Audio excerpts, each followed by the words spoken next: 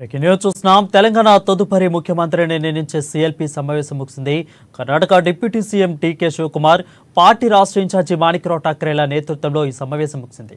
Party ఆదేశాల మేరకు కాంగ్రెస్ నుంచి గెలుపొందిన మొత్తం 64 మంది ఎమ్మెల్యేలు ఈ సమావేశానికి హాజరయ్యారు. ఎమ్మెల్యేలో కాంగ్రెస్ కు క్లియర్ మెజార్టీ రావడంతో క్యాంపులు ఏర్పాటు చేయాల్సిన అవసరం లేదని అన్నారు. అయితే అయినప్పటికీ గెలిచిన ప్రతి ఎమ్మెల్యేపై పార్టీ కోఆర్డినేటర్లు ఏర్పాట్లు చేస్తుంది. మరోవైపు ఈ సమావేశంలో సీఎల్పీ లీడర్ను ఎమ్మెల్యేలు ఎన్నుకున్నారు. దీనికి సంబంధించిన ఏకవాక్య తీర్మానం చేయబోతున్నారు.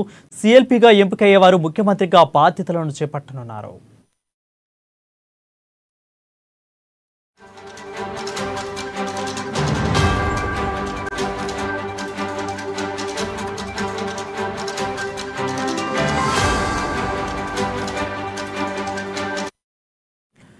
న్యూస్ చూస్తున్నాం. తెలంగాణ తదుపరి ముఖ్యమంత్రిని నిర్ణయించే సీఎల్పీ సమావేశం ముగిసింది.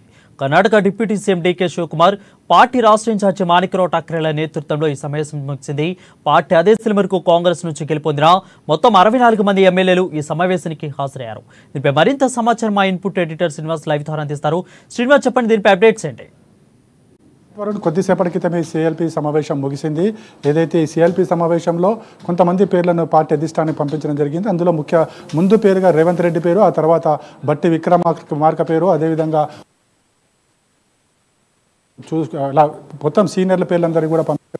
అదేవిధంగా ఏదైతే రేవంత్తో పాటు వచ్చిన సీతక్క పేరు కూడా, అదేవిధంగా ఇటీవల పార్టీలో చేరిన పొంగిరెడ్డి శ్రీనివాసరెడ్డి కావచ్చు, తుమ్మల నాగేశ్వరరావు కావచ్చు, ఇలా కాంగ్రెస్ పార్టీలో సీనియర్ల పేర్లు, అదేవిధంగా ఇతర పార్టీల నుంచి వచ్చిన ముఖ్య నేతల పేర్లు కూడా ఆ లిస్టులో చేర్చి ఇక్కడ ఏఐసీసీ అధ్యక్షుడు ఖర్గేకి పంపించడం జరిగింది. ఇందులో చూసుకుంటే కనుక పీసీసీ చీఫ్గా రేవంత్ రెడ్డి ఉన్నారు. రేవంత్ రెడ్డి పేరునే ముఖ్యమంత్రి ప్రపోజ్ చేసినట్లు కూడా మనకున్న సమాచారము. సో ఈరోజు సాయంత్రం సమయం అనేది ఇంకా తెలియాల్సి ఉంది.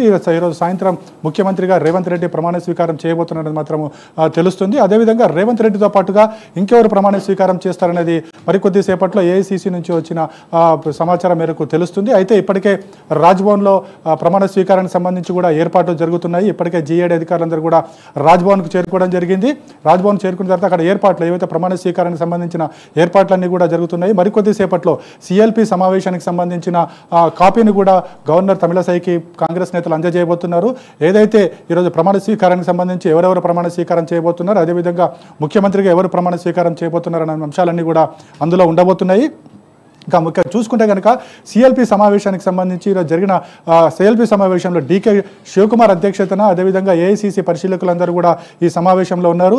ప్రతి ఒక్కరి అభిప్రాయాన్ని కూడా తీసుకోవడం జరిగింది. ఏదైతే ముఖ్యమంత్రిగా ఎవరు ఉండాలి అనే అంశం మీద ప్రధానంగా ఫోకస్ చేయడం జరిగింది. అయితే మనకున్న సమాచారం మేరకు మ్యాక్సిమం అభ్యర్థులు, కొత్తగా ఎన్నికైన కాంగ్రెస్ అభ్యర్థులు ఎవరైతే ఉన్నారో వాళ్ళంతా కూడా రేవంత్ రెడ్డి పేరునే ప్రపోజ్ చేసినట్టు తెలుస్తుంది. అయితే ఏవైతే ముఖ్యమంత్రి అభ్యర్థికి సంబంధించి ఏ విధమైన భేదాభిప్రాయాలు ఉండకూడదు, ఏకవాక్యం మీద ఒకే వ్యక్తి పేరు ప్రపోజ్ చేయాలన్న ఒక ఉద్దేశంతోనే డీకే శివకుమార్ ఈరోజు ఉదయం పార్క్ హయాత్లో ముఖ్య నేతలు ఎవరైతే ఉన్నారో మనకి ఉత్తమ్ కుమార్ రెడ్డి కావచ్చు, రాజగోపాల్ కావచ్చు, అదేవిధంగా బట్టితో కూడా భేటీ కావడం జరిగింది. ఏదైతే ముఖ్యమంత్రి పేరుకు సంబంధించి ఒక ఏకవాక్య తీర్మానం చేయాలి, అదేవిధంగా ఏకగ్రీవంగా ఎన్నుకోవాలనే ఒకే ఒక ఉద్దేశంతో డీకే శివకుమార్ ఈ ముఖ్య నేతలతో కూడా భేటీ కావడం జరిగింది. ఇందులో రేవంత్ రెడ్డి పేరు ప్రస్తావనకు తీసుకొచ్చారు. రేవంత్ రెడ్డిగా ముఖ్యమంత్రి పేరును ప్రస్తావించడం డీకే శివకుమార్ ప్రస్తావించారు. ఆ మేరకే మిగతా ఎవరైతే సీనియర్లు ఎవరైతే ఉత్తమ్ కుమార్ రెడ్డిని, అదేవిధంగా బట్టి విక్రమార్కని, రాజగోపాల్ని కూడా ఒప్పించారని చెప్పేసి కూడా తెలుస్తుంది. ఆ అనంతరమే సిఎల్పీ సమావేశము ఎల్లా హోటల్లో జరిగింది. సిఎల్పీ సమావేశంలో కూడా ఎవరైతే 64 మంది ఎమ్మెల్యేలు ఎవరైతే ఉన్నారో వారందరూ కూడా రావడం జరిగింది. అదేవిధంగా ఏఐసీసీ పరిశీలకులు ఉన్నారు, అదేవిధంగా డీకే శివకుమార్తో పాటుగా ఠాక్రే కూడా ఉన్నారు. వీరంతా కూడా ఒక పేరును ఎవరెవరు ఉండాలి అనే దాని మీద ఒక ప్రపోజల్స్ తయారు చేశారు. ఈ ప్రపోజల్స్లో ముందు పేరుగా రేవంత్ రెడ్డి పేరుంది, ఆ తర్వాత బట్టి విక్రమార్క పేరుంది, ఆ తర్వాత ఉత్తమ్ కుమార్ రెడ్డి పేరు, ఇలా మిగతా పేర్లన్నీ కూడా రావడం జరిగింది. ఈ పేర్లన్నింటినీ కూడా ఏఐసీసీ అధ్యక్షుడు ఖర్గేకి పంపించడం జరిగింది. ఇప్పుడు ఖర్గే దానికి ఆమోదం తెలిపిన తర్వాత నెక్స్ట్ కార్యక్రమం ప్రమాణ స్వీకార కార్యక్రమం ఉండబోతుంది. ప్రమాణ స్వీకారం ఎప్పుడనేది కూడా ముహూర్తం ఖరారు చేయాల్సింది. అంటే ఈ రోజు మాత్రం ఖచ్చితంగా ప్రమాణ స్వీకారం ఉండబోతుంది అనేది మాత్రం స్పష్టమవుతుంది. అది సమయం అనేది ఇంకా నిర్ధారించాల్సి ఉంది.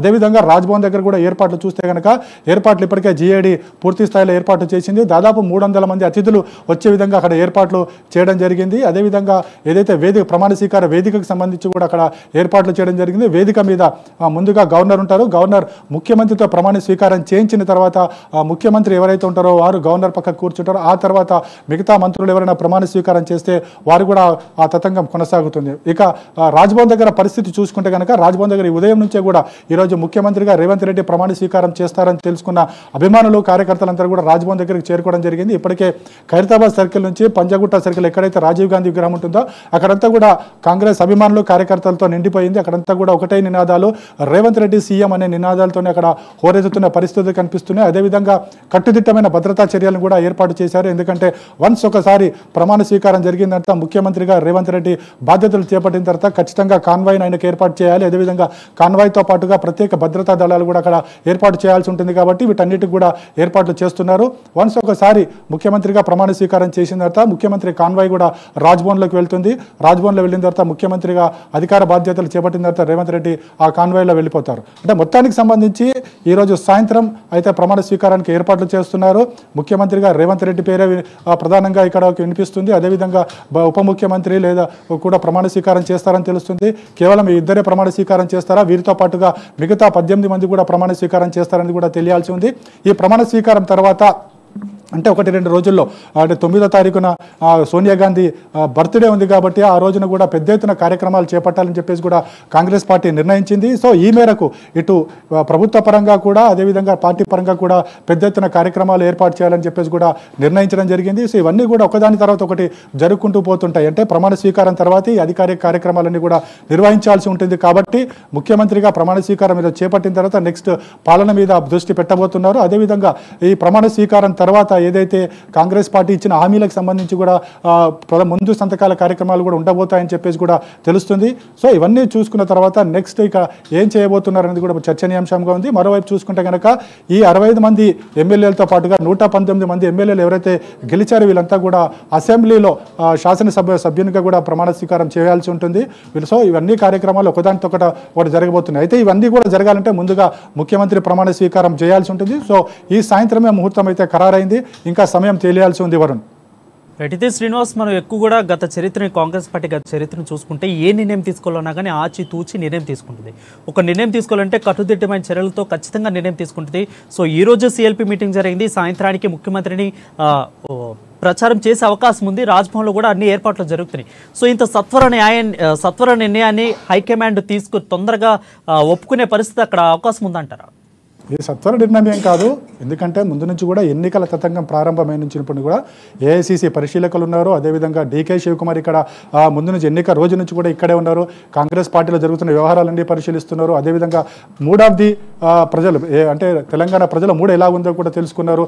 అదేవిధంగా పార్టీ మూడు ఎలా ఉందో కూడా తెలుసుకోవడం జరిగింది. సో ఇవన్నీ కూడా ముందు నుంచి కూడా పరిశీలిస్తారు. అదేవిధంగా ఎన్నిక జరిగిన తర్వాత ఖచ్చితంగా 1-2 రోజుల్లోనే ప్రభుత్వం చేయాలి. సో ఇక్కడ ఎక్కడ కూడా తొందరపాటు చర్య ఏమీ కాదు. ఎప్పుడు రెగ్యులర్గా జరిగే ప్రోగ్రామే. అదేవిధంగా చూసుకుంటే కనుక నిన్న కాంగ్రెస్ పార్టీ అధికారంలోకి వచ్చినట్లుగా 65 మ్యాజిక్ ఫిగర్ దాటిన తర్వాతనే ఈ కార్యక్రమానికి సంబంధించి పూర్తి స్థాయిలో అన్ని కూడా పరిశీలకులు దృష్టి పెట్టడం జరిగింది. ఇక్కడ తొందరపాటు అనేది ఎక్కడ కూడా లేదు. ముందుగా నిర్ణయించిన మేరకే సిఎల్పి జరుగుతుంది. సిఎల్పిలో ఎన్నుకున్న దాన్ని బట్టే అక్కడ అధిష్టానం దగ్గర పంపిస్తారు. అధిష్టానం నిర్ణయం ఆమోదం తెలిపిన తర్వాత మళ్ళీ ఇక్కడ ప్రమాణ స్వీకార కార్యక్రమం ఉంటుంది. సో ఇవన్నీ కూడా కాంగ్రెస్ పార్టీలో ఎప్పుడు అంటే 100 ఏళ్ల చరిత్ర కానీ కాంగ్రెస్ పార్టీలో ఇవన్నీ కూడా రెగ్యులర్గా జరిగే ప్రాసెసే. ఇక్కడ కూడా అదే విధంగా జరిగింది. ఎక్కడ కూడా తొందరపాటు అనేది ఎక్కడ కూడా లేదు.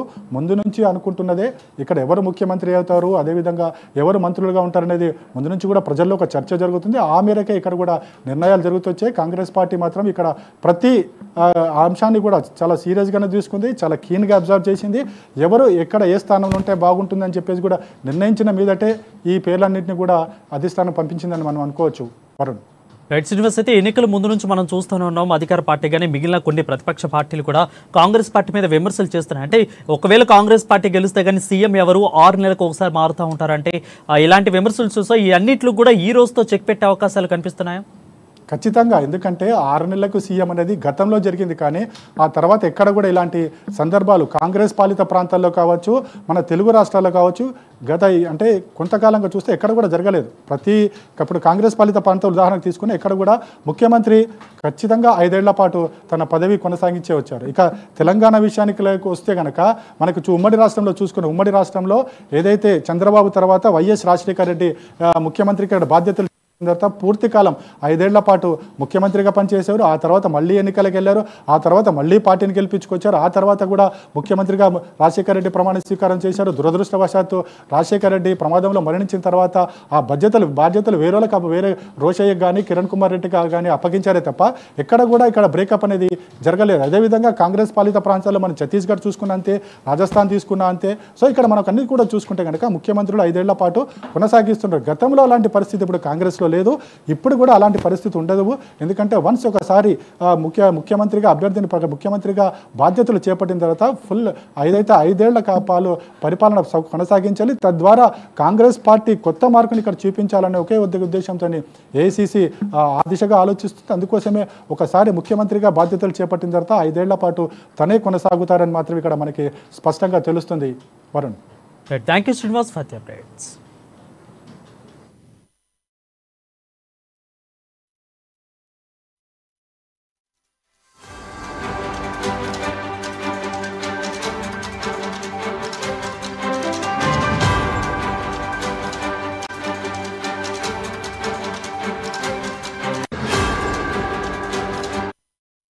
బ్రేకింగ్ న్యూస్ చూస్తున్నాం. తెలంగాణ తదుపరి ముఖ్యమంత్రిని నిర్ణయించే సీఎల్పీ సమావేశం ముగిసింది. Karnataka deputy CM DK Shivakumar, party రాష్ట్ర ఇన్ఛార్జి మాణిక్రావు ఠాక్రే నేతృత్వంలో ఈ సమావేశం ముగిసింది. పార్టీ ఆదేశాల మేరకు కాంగ్రెస్ నుంచి గెలుపొందిన మొత్తం 64 మంది ఎమ్మెల్యేలు ఈ సమావేశానికి హాజరయ్యారు. ఎన్నికలో కాంగ్రెస్ కు క్లియర్ మెజార్టీ రావడంతో క్యాంపు ఏర్పాటు చేయాల్సిన అవసరం రాలేదు. అయితే అయినప్పటికీ గెలిచిన ప్రతి ఎమ్మెల్యేపై పార్టీ కోఆర్డినేటర్లు ఏర్పాటు చేసింది. మరోవైపు ఈ సమావేశంలో సీఎల్పీ లీడర్లను ఎమ్మెల్యేలు ఎన్నుకున్నారు. దీనికి సంబంధించి ఏకవాక్య తీర్మానం చేయబోతున్నారు. సీఎల్పీగా ఎంపికయ్యేవారు ముఖ్యమంత్రిగా బాధ్యతలను చేపట్టనున్నారు.